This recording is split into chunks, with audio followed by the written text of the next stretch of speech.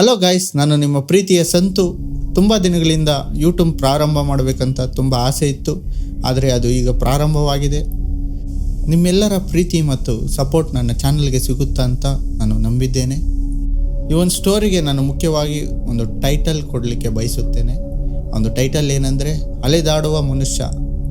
ಆಂಧ್ರ ಪ್ರದೇಶದ ಚೇಳೂರು ಎಂಬ ಗ್ರಾಮದಲ್ಲಿ ಒಂದು ತಾಯಿಗೆ 7 ಜನ ಮಕ್ಕಳಿರ್ತಾರೆ.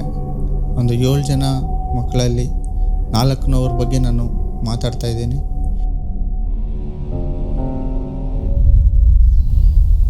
ನಮ್ಮ ಕತೆ ಶುರುವಾಗೋದು ಲಕ್ಷ್ಮಣ ಎಂಬವರಿಂದ. ಇವರು ಆಂಧ್ರದ ಚೇಳೂರು ಎಂಬ ಗ್ರಾಮದಲ್ಲಿ 1970 ಜನವರಿ 3 ಜನಿಸ್ತಾರೆ. ಇವರು ವಂಶ ಬಂದು ಅಲೆದಾಡುವ ವಂಶ. ಯಾವುದೇ ನೆಲೆನಿಲ್ಲದ ಮತ್ತು ಜಾಗಗಳಿಲ್ಲದ ಒಂದು ಮರದ ಕೆಳಗೆ ಬದುಕುವಂಥ ಒಂದು ಜೀವನಗಳು.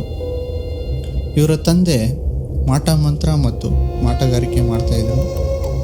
ಮತ್ತು ಮನೆ ಹತ್ರ ಹೋಗಿ ಕಣ್ಣಿ ಹೇಳ್ತಾಯಿದ್ರು. ಬಂದ ಹಣದಲ್ಲಿ ಕುಡಿದು ಬದುಕ್ತಾಯಿದ್ರು. ಲಕ್ಷ್ಮಣ ಕೂಡ ಇದೇ ಜಾಲದಲ್ಲಿ ಸಿಲುಕಿಕೊಂಡಿದ್ದರು. ಕೇವಲ 5 ಮತ್ತು 10 ವರ್ಷಕ್ಕೆಲ್ಲ ಹೆಂಡ ಮತ್ತು ಸಾರಾಯಿ ಕುಡಿಯುವಂಥ ಅಭ್ಯಾಸ ಇವ್ರಿಗಿತ್ತು. ಇಡೀ ಕುಟುಂಬ ಅದರಲ್ಲಿ ಮುಳುಗೋಗಿತ್ತು. ಇವ್ರಿಗೆ ಶಾಲೆನೂ ಇಲ್ಲ, ಒಂದು ಸಂಸಾರನೂ ಇಲ್ಲ, ಒಂದು ಸಂಸ್ಕಾರನೇ ಇಲ್ಲ. ಇವರು 18 ವರ್ಷಕ್ಕೆಲ್ಲ ನಾರಾಯಣಮ್ಮ ಎಂಬ ಆಕೆಯನ್ನು ಮದುವೆ ಆಗ್ತಾರೆ. ಇಬ್ಬರೂ ಸಹ ಒಂದು ಮನೆ ಇಲ್ಲ, ಭಿಕ್ಷೆ ಬೇಡಿ ಊಟ ಮಾಡ್ತಾಯಿರ್ತಾರೆ. ನಮ್ಮ ಬದುಕಿಷ್ಟೇ, ದೇವರು ಇಲ್ಲ, ಯಾರೂ ಇಲ್ಲ ಅಂದ್ಕೊಂಡ್ಬಿಟ್ಟಿದ್ರು. ಲಕ್ಷ್ಮಣರವ್ರಿಗೆ ಯೇಸು ಎಂಬ ಹೆಸರು ಕೇಳಿದ್ರೆ ಆಗ್ತಾನೆ ಇರಲಿಲ್ಲ. ಅವನು ಹೆಸರು ಯಾರನ್ನು ಹೇಳ್ಕೊಂಬಂದರೆ ಹೊಡೆಯೋದು, ಬೈಯೋದು, ಬೈಬಲ್ ಅರಿಯೋದು, ಒಂದು ಜಗಳ ಆಡೋದು, ಕುಡಿದು ಎಲ್ಲರನ್ನೂ ಬೈಯೋದು, ಇದೇ ಅವ್ರ ಜೀವನ ಆಗಿಬಿಟ್ಟಿತ್ತು. ಅವ್ರ ಅಣ್ಣ ಮತ್ತು ಅತ್ತಿಗೆ ಒಂದು ಸ್ವಲ್ಪ ಜನ ಸಂಬಂಧಿಕರು ಬಂದು ಅವ್ರಿಗೆ ಯೇಸು ಬಗ್ಗೆ ತಿಳಿಸ್ತಾರೆ. ಆದರೆ ಲಕ್ಷ್ಮಣರವರು ಇದನ್ನು ಒಪ್ಪದೆ ತೀವ್ರ ವಿರೋಧಿಸಿ ಜಗಳ ಮಾಡ್ತಾರೆ. ಆದರೆ ವಿಧಿಯಾಟ ಬೇರೆಯೇ ಇತ್ತು. ಒಂದು ಸ್ವಲ್ಪ ದಿನ ಆದ ನಂತರ ಅವರು ತೀವ್ರವಾದ ಹೊಟ್ಟೆ ನೋವು ಮತ್ತು ಕಾಯಿಲೆಯಿಂದ ಬಳಲ್ತಾರೆ. ಕೇವಲ 5 ರೂಪಾಯಿ ಸಾರಾಯಿ ಕುಡಿಯೋದಕ್ಕಾಗಿ ಜನರ ಕಾಲಿಗೆ ಬೀಳುವಂಥ ಪರಿಸ್ಥಿತಿ ಬರುತ್ತೆ. ಅಲ್ಲಿ ಅವರು ಸಾವಿನ ದಡ ತಲುಪ್ತಾರೆ.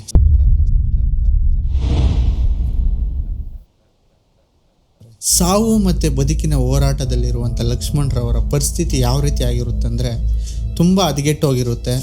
ಊಟ ಇಲ್ಲ, ನೀರಿಲ್ಲ, ಕೇರ್ ಮಾಡೋರಿಲ್ಲ, ಹಾಸ್ಪಿಟ್ಲಿಗೆ ಕರ್ಕೊಂಡೋಗೋರಿಲ್ಲ, ಮೊದಲನೇದಾಗಿ ದುಡ್ಡಿಲ್ಲ.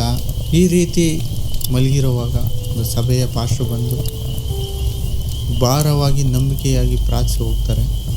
2 ಅವರ್ಸ್ ಆದಮೇಲೆ ಪ್ರಜ್ಞೆ ಬರುತ್ತೆ, ದೇವ್ರ ಮೇಲೆ ನಂಬಿಕೆ ಹುಟ್ಟುತ್ತೆ. 2006ರಲ್ಲಿ ಮಾಲೂರಿಗೆ ಬಂದು ಕೇವಲ 600 ರೂಪಾಯಲ್ಲಿ ಗುಡ್ಸ್ಲಾಕೊಂಡು ವಾಸ ಮಾಡ್ತಾಯಿರ್ತಾರೆ. ಅವರು ನೋವಿನಿಂದ ಸಭೆಗೆ ಹೋಗಿ ಒಂದು ಮೂಲೆಯಲ್ಲಿ ಕುಳಿತುಕೊಂಡು ಬರ್ತಾಯಿರ್ತಾರೆ. ಇದನ್ನು ಗಮನಿಸಿದ ಪಾಸ್ಟರ್ ಡೇವಿಡ್ ಅವರು ಲಕ್ಷ್ಮಣರವರ ಗುಡ್ಸ್ಲಿಗೆ ಭೇಟಿ ನೀಡ್ತಾರೆ. ಪಾಸ್ಟರ್ರವರು ಕೂರಲು ಒಂದು ಚಾಪೆನೂ ಸಹ ಅವ್ರ ಮನೆಯಲ್ಲಿ ಇರಲಿಲ್ಲ.